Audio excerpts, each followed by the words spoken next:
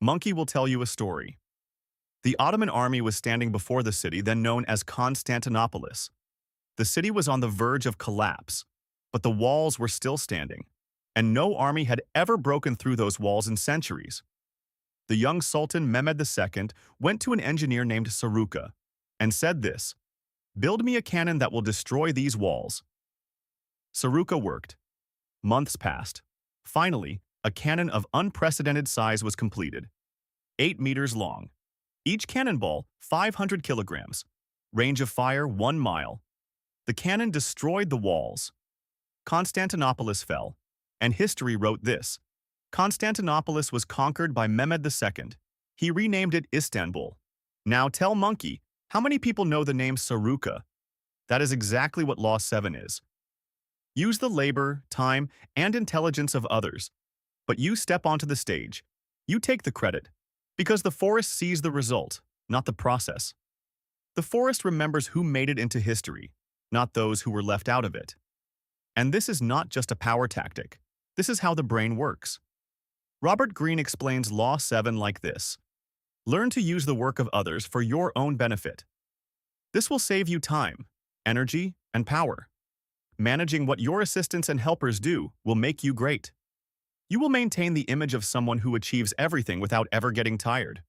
People will remember you, not the ones who did the work, just like they remember Sultan Mehmed. Read that and let it sink in.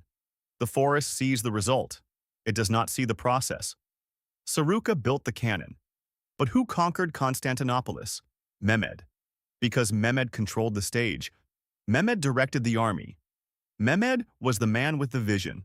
Saruka was simply a tool. Is this ruthless? Maybe. But is it true? Absolutely. Almost everyone whose name appears in history has applied this law. But most monkeys misunderstand this. Most monkeys think like this. If I do everything myself, I will look the best. The hardest working wins. Exhaustion is virtue, rest is laziness. No. Monkey is making a mistake here. Not the hardest working wins, the smartest working wins. And working smart means this. Everything that does not need to be done by you, let someone else do it. You only give direction. Control the stage. Take the credit. Because your energy is limited. Your time is limited.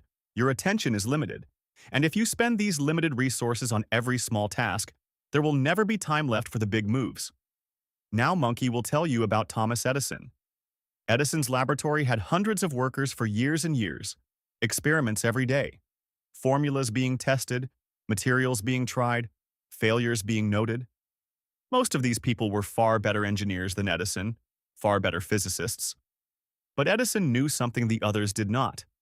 He knew how to set the stage. Who invented the light bulb? Everyone says Edison. But the real truth is this. Joseph Swan was working on the same thing at the same time. The assistants in Edison's laboratory were running critical experiments. Charles Batchelor, John Crucy, dozens of names. So who invented the light bulb? Edison. Because Edison set the stage. He organized the press conferences.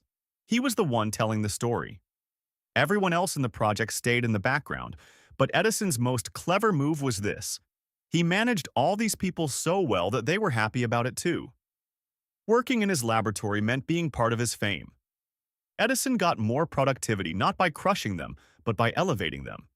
That is the beauty of Law 7 right there. Monkey will now show you the dark side of this law that nobody knows about. Taking credit saves time and power. Time will destroy you. And more importantly, what exactly is the difference between using someone's labor and exploiting them? Those who tried to apply this law without knowing that difference made the biggest mistakes in history. Keep watching. This law can change your life. Greene tells us the story of Nikola Tesla and Edison. Tesla was working at Edison's company. Young, brilliant, incredibly talented.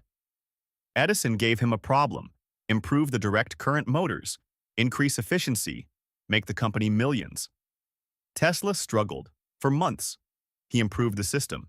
He solved the problem.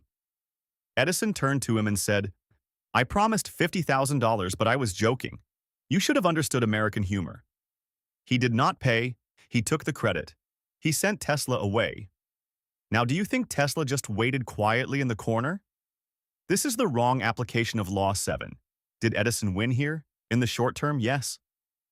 In the long term, Tesla left. He went to Westinghouse. He developed the alternating current system. And today, the entire world runs on the system Tesla developed. Edison took the credit, but he lost Tesla. And losing Tesla was Edison's greatest strategic mistake. So what is the lesson we take from this? Take the credit, but never make an enemy of the person who gave the labor. Now, Monkey will give you an example from today: Steve Jobs and Apple.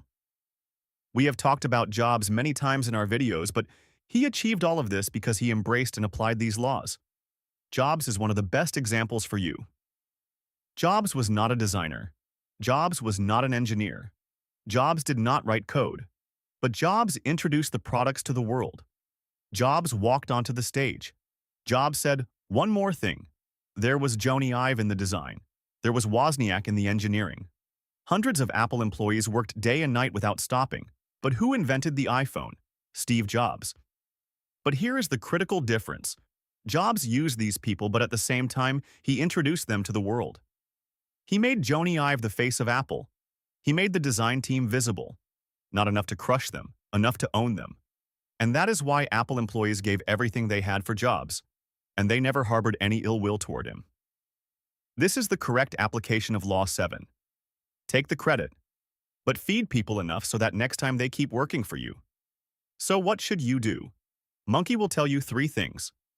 First, be the visionary, not the implementer. Your job is to know what needs to be done. Finding out how it gets done is someone else's job. See the big picture. Do not get stuck in small details, because the person stuck in small details loses the big picture. Mehmed II did not build the cannon himself, but he was the one who knew the cannon needed to exist. And he was the one who knew where, when, and how the cannon would be fired. That is what being a visionary means. Second, always set the stage yourself. No matter how good a job others do, you be the one who presents the result. An assistant can prepare the report, but you be the one who makes the presentation. An engineer can write the code, but you be the one who speaks to the client. Because the forest is the side that sees the presentation, not the side that sees what is behind the curtain. Third, feed people but make them dependent. Edison lost Tesla because he starved him. If Tesla had been given enough, Tesla would not have gone elsewhere. The rule is this: give people enough so they do not leave, but do not give everything so they cannot exist without you. Those who established this balance became the ones whose names appear in history. Now Monkey will ask you the question you will be discussing in the comments. Do you think using other people's labor and taking the credit is leadership? Or is it an ethical problem? Because think about it. Every great leader did this. Caesar conquered with the labor of his army, but the victories were written to him. Jobs produced with the labor of engineers, but the invention was attributed to him. Mehmed tore down the walls with the cannons of engineers, but the conquest belongs to him. But let us not forget this. Mehmed was present during the construction phases of the cannon. He was there in the calculations and design. He followed the progress of the work and took the credit. Never leave your workers alone, supervise them. So now, is this exploitation, or is it something in the very nature of leadership? Write your answer in the comments. Monkey will pin the best response. But first, Monkey must give you one final warning. This law contains a dangerous trap.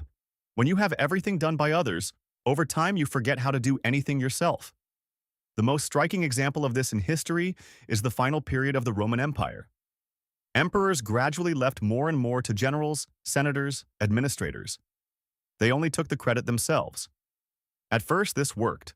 But over time, the emperors lost track of where the real power was. The stage was theirs, but the real power behind the stage had passed to someone else. And in the end, the stage went too. Law 7 says this: make others work for you, but always keep the real control in your hands. Monkey will tell you one final story. Andrew Carnegie. One of the wealthiest men in the world. He built a steel empire. Do you know what is written on Carnegie's gravestone? Here lies a man who knew how to enlist in his service better men than himself. Carnegie had this written himself, because Carnegie had understood this. The greatest power is not knowing everything. The greatest power is correctly managing those who know everything. Saruka built the cannon. The cannon destroyed the walls, but Mehmed conquered Constantinopolis. Because Mehmed controlled the stage, so what should you do? Be the visionary, not the implementer. Set the stage yourself. Present the result yourself. Feed people, but do not let go of control. And never make Edison's mistake. Never make an enemy of the person who gave the labor. Because the most powerful monkey is not the one who does everything. The most powerful monkey is the one who steps onto the stage at the moment everything gets done. And as always, apes together strong. If you want to see the rest of these laws, subscribe and turn on notifications. And if you have experienced something similar, let us share our experiences in the comments.